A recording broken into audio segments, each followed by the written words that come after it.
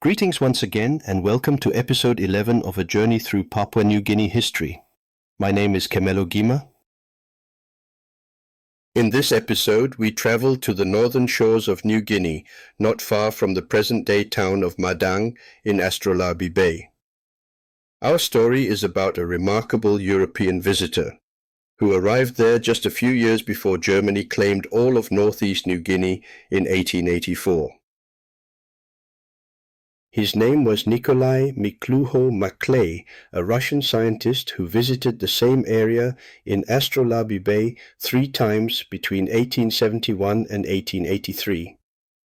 He stayed 15 months on his first visit, nearly 17 months on his second, and only a few days on his third visit.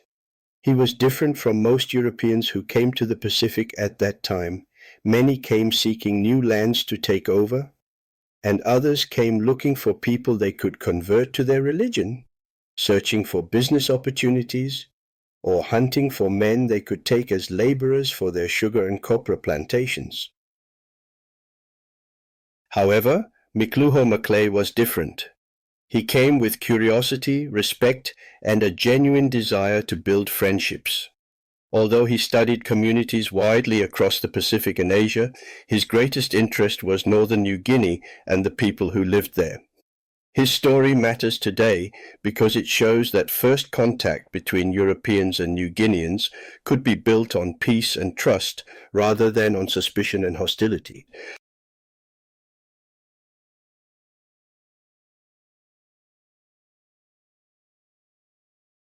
But he is also important for another reason. For a long time, Europeans believed they were better than other people. Their scientists believed that humans could be divided into separate races. Each race, they said, was different. They arranged each race on a scale from higher to lower ability, and they placed themselves at the top. Melanesians, so they said, were near the bottom of the scale. This way of thinking became known as scientific racism. It is now discredited, but at the time was widely believed by Europeans. Miklouho-Maclay did not agree with this theory.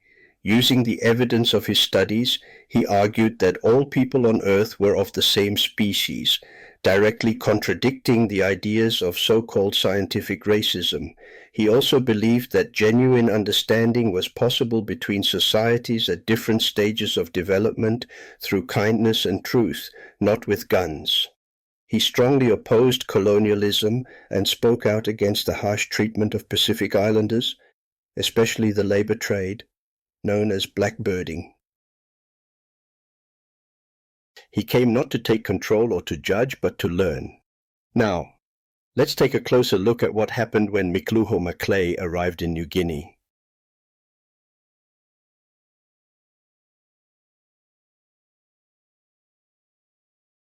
On the 20th of September 1871, a Russian research vessel called the Vitiaz dropped anchor in Astrolabe Bay. On board was the 25-year-old scientist Nikolai Miklouho-Maclay, who was looking for people he could study, who had never before come into contact with Europeans. A place called Garagasi was chosen as the landing place for Miklouho-Maclay. His goal was to understand how people there lived, how their society was organized, and to compare them with people from other parts of the world. To do this properly, he knew he would have to live among them. He understood that approaching a village uninvited was dangerous, but his desire for knowledge was strong, and he accepted the risk of violence and the hardships of living in an unfamiliar world. In his diary, he describes his first meeting with a New Guinea person. Accompanied by his 2 servants, a young man from Samoa called Boy, and Olsen from Sweden, he stepped ashore on a strip of white sand and walked alone along a jungle path that led to a village. He later learned that the village was called Gorandu. The village was empty, except for one man. The man stared at Miklouho-Maclay, then ran into the bush. The Russian chased after him, and the man stopped when he realized the stranger was alone and carried no weapons. Miklouho-Maclay approached slowly and offered him some red cloth. The man, his name was Tui, smiled. Then he tied the cloth around his head and allowed the Russian to lead him by the hand back to the village. Other men soon emerged from the forest. Maclay sat on a stone and coaxed them forward one by one, handing out beads, nails, fishhooks, and cloth in exchange for peace and friendship. Later, he persuaded them to visit the vitias, where they were welcomed aboard and given gifts and cups of tea, which they seemed to enjoy. At Garagasi, sailors from the vitias cleared an area and helped build a small house for Miklouho-Maclay and his companions. On the 27th of September, the vitias sailed away, leaving behind the Russian and his two servants, Boy and Olsen. The first days were tense. Miklouho-Maclay later wrote that he was worried that at any moment the New Guinea people he was now living among might attack him and his companions. Except as a very last resort, he did not want to use his guns. But fortunately, his patience and friendliness were successful, and the relationship between them gradually improved. The villagers grew accustomed to the strangers who had suddenly appeared in their world, and they came to like them. Miklouho-Maclay and Tui spent a lot of time together, and they became the best of friends and taught each other a lot. When Tui was injured by a falling tree, Miklouho-Maclay nursed him until he was fully recovered. Before long, Miklouho-Maclay's circle of friendships widened, and he visited many of the villages including Bogajim, Bilbil, Gorima and Bongu. His servant, Boy, sadly fell ill and died in December 1871, but Maclay and Olsen continued to live among the people. Miklouho-Maclay was much more than just a visitor. On his 2 long stays, he travelled widely, learned what he could of the local language, provided medical treatment with medicines he had brought, mapped the coast, and studied gardens, fishing, warfare, music, and ceremonies. He recorded his findings and later had them published. Because he was a trained artist, he drew detailed pictures, including portraits of the people around him. These remain some of the earliest individual likenesses of New Guineans drawn from life.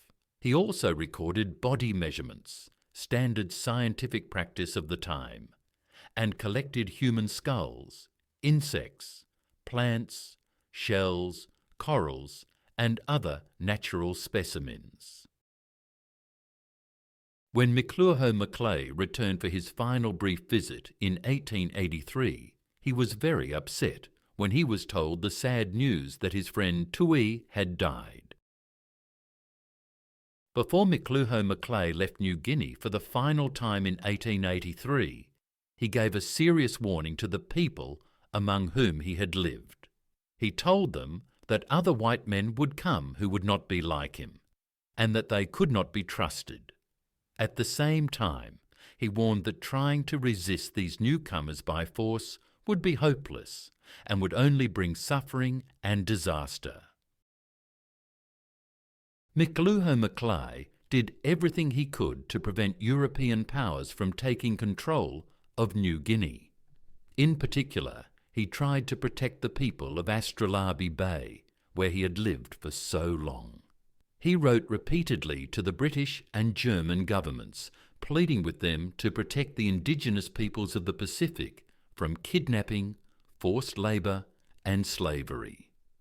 He urged them to recognise the rights of local people and to prevent their ruthless exploitation. Miklouho-Maclay even developed a bold plan to establish an independent territory along the coast where he had lived, which he called the Maclay Coast. He went so far as to appeal directly to the Russian Tsar, Alexander II, asking that Russia establish a colony of suitable Russian people in the area to protect the local population. Despite all his efforts, Miklouho-Maclay was unable to prevent the 1884 German takeover of northeast New Guinea, or the British occupation of the southeast in the same year. The Dutch, of course, had already, many years earlier, taken the western part of New Guinea.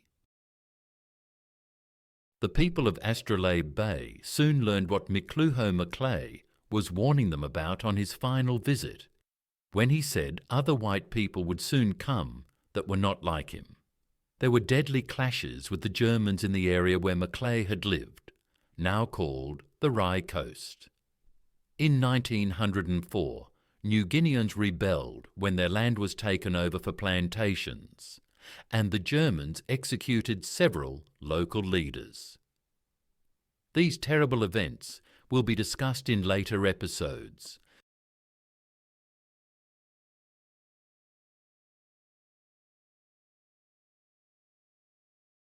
Miklouho-Maclay wanted to make even more visits to Astrolabe Bay, but sadly he died young, at 42 years of age.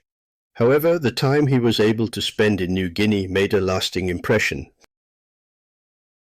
In the years since his death, other Russians have traveled to Papua New Guinea, including scientists, writers, and filmmakers who wished to honor his work and learn more about the country he respected so deeply.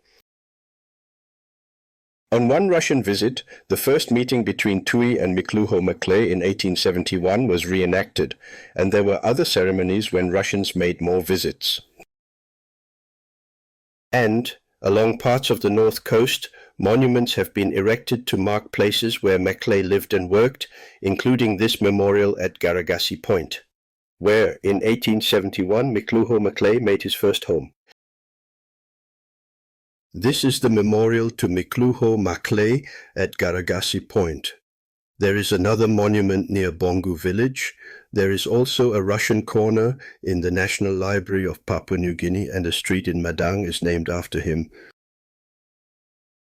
In recent years, one of Miklouho-Maclay's descendants, with the same name as his famous ancestor, has made several visits to Astrolabe Bay to retrace his ancestors' footsteps, meet local communities, and renew the connections first established more than 150 years ago. These visits have helped revive interest in Miklouho-Maclay's story, both in Russia and in Papua New Guinea. On the 19th of February 2025, a particularly important event took place. 16 human skulls taken in 1876 by Miklouho-Maclay to Australia for anthropological research were returned to their homeland. They were then transported to Gorandu village. Around 700 people from several villages gathered for the ceremony. Madang Governor Ramsey Pariwa was also present. Descendants of those whose skulls were returned were given the opportunity to view the remains of their ancestors and say farewell before burial.